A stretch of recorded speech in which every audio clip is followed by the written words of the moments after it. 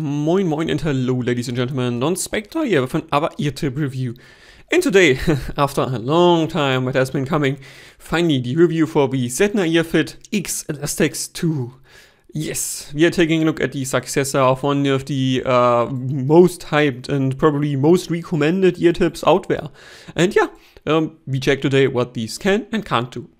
As usual, we are starting with sizing. As you can easily see, I have SS here, which is the smallest size available, and that is 11.2mm in diameter, followed by MS with 11.9, M with 12.6, ML with 13.3, and L with 14. So we already see here size offering is relatively decent, but definitively with only 14mm, there needs to be an XL here. That's definitively missing. Like 14.6 or even 15mm would be a good estimation for in my mind here. Because yes, this is also a small spoiler, relatively short ear tip, and there will definitely be people who need bigger ear tip than only 14mm. But yeah, generally not the worst size selection, rather good, but also not the best. Next we tackle comfort, and yeah, the original X Xelastec was, let me quickly check, this is for original X Xelastec, one of the most comfortable ear tips you can buy, like period, in any ear tip. Because what this uses is TPE, and that thing just conforms really well, and yeah, it also keeps its shape when it's basically warmed up. And the biggest issue with this one was that it expands over time. This used to be SS, and you can see now it's more like S or even MS, something like this. So yeah, X Xelastec 2 on the other hand, let's quickly check this out. You can see it has this mesh inside, and easily visible from the back, the material is quite a bit thicker on the outside. And that means X Xelastec 2 in terms of comfort is better and worse than the predecessor. Better because, quick comparison here from the side, you can see this one actually is quite a bit shorter, and that means SS is actually really small and therefore the right choice for my ear canal. But because the material is thicker, as you can see here in direct comparison, it is also not as pliable as the original. Like, it does still conform well, but not as well as this one. As you can see, if I try to squeeze it, it's not as nicely pliable as the original.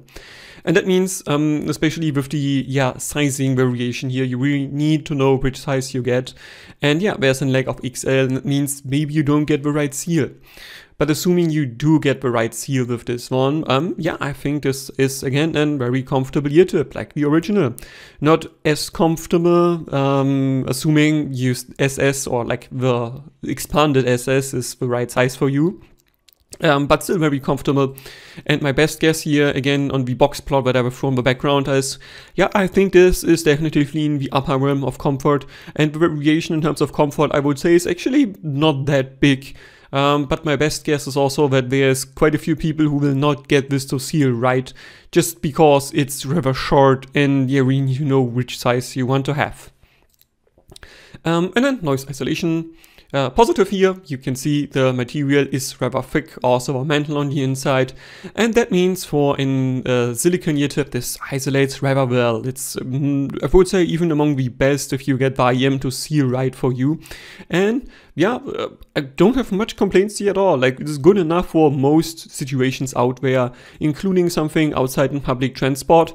Is not as good as, for instance, if you would get the, let me quickly throw in these here, the Tangsankai small, because yeah, there's way more silicone, these would isolate better if you get them to seal exactly right. But because the variation of this one is not as high in terms of how it fits, I think this is a better isolating tip overall for most people.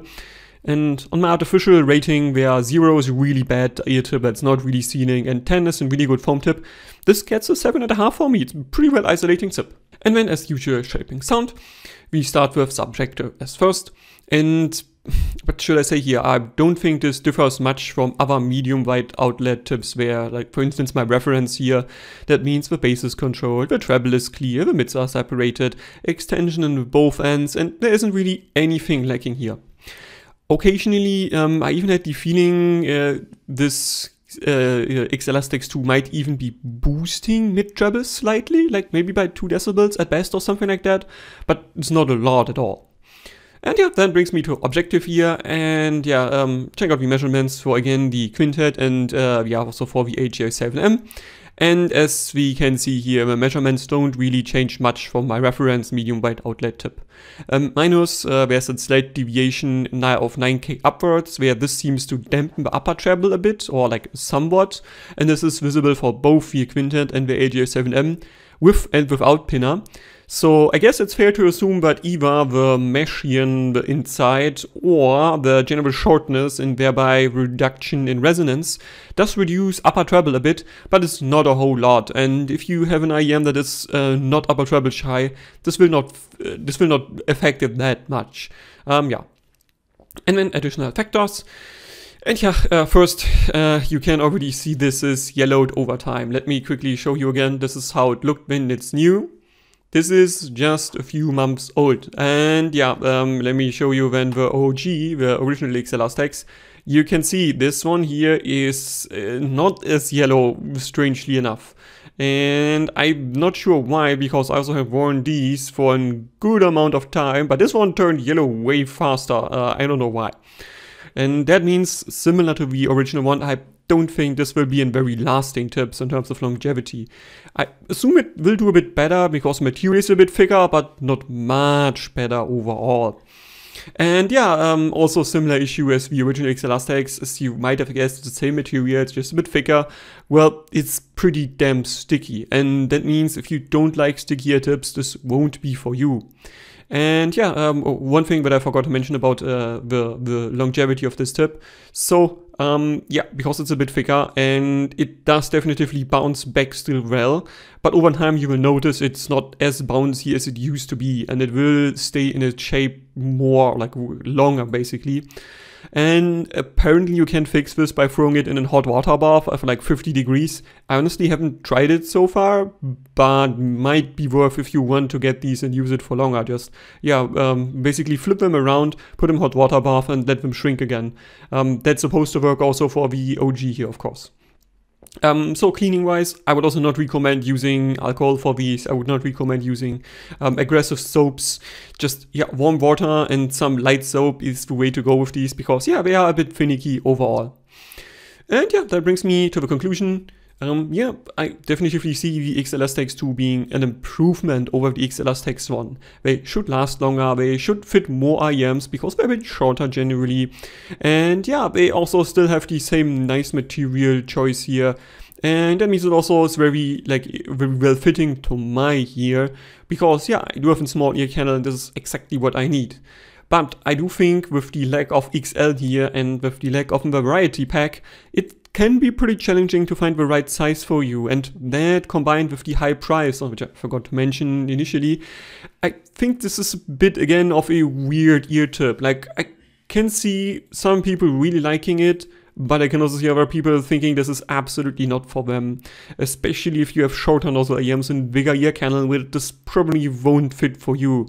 And that means I think this is, while being an improvement, I wouldn't recommend it, honestly. It's one of those things where I know it's working for me well, but just thinking about how it might work for other people, it's a bit of a unique one. Like, yeah, if you like sticky ear tips and you are fine with a shorter ear tip and you know really which size you need, I guess this is a really good choice. But as you have heard, there's a lot of ifs and whens here, so it's not quite good enough for me to give it a recommendation. That's it. Hope you enjoyed it. Questions, recommendations, or criticisms, please leave a comment. Donspektor out.